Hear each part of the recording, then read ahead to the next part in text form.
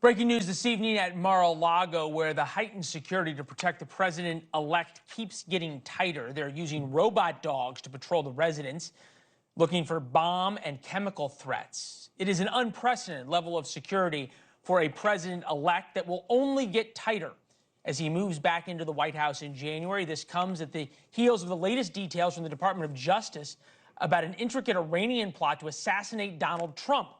We know that 2 Americans have been arrested in this plot. One Iranian has been charged. He's an Afghan national now living in Tehran who was instructed to surveil and then assassinate the former president. With us now, NewsNation national security contributor, former staff operations officer with the CIA's Counterterrorism Center, Tracy Walder. Tracy, it's good to see you. Is the FBI, CIA, Secret Service ever dealt with a situation and I guess you could say a threat profile like this against now a president-elect, soon-to-be president?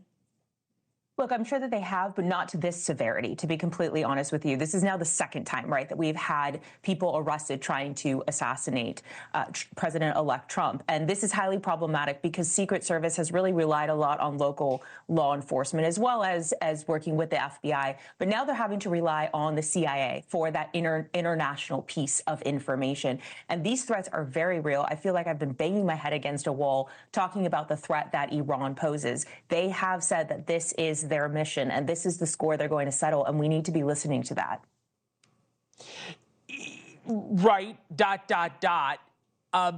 The world now seems to be turning against Iran. We reported at the top of the show, Qatar kicking Hamas out. There's reasons to see the Middle East realigning with a Trump worldview. Does that embolden the Iranians and make threats against the president-elect more or less?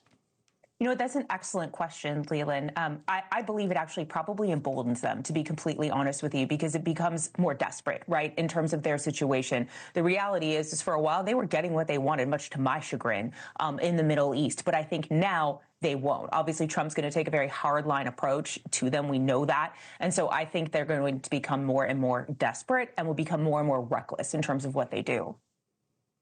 So that's the international threat against Donald Trump. You know, for a long time, the rules among civilized nations, right, was you didn't go after each other's leaders. The United States wasn't going to go after Vladimir Putin. Vladimir Putin wasn't going to come for an American leader. Last 30 seconds, the domestic threats against Donald Trump, assassination attempt in Butler, the one in Palm Beach, that probably only goes up when he becomes president, right? It does go up, but the reality is and I hate to say this, but they will have him more contained to the White House, if that makes any sense. And because they will have him more contained to the White House, it will become easier, or they will have more procedures in place that they've used for quite some time to protect him. And so I'm not as worried about that because he will be in one place that they're used to using to protect him.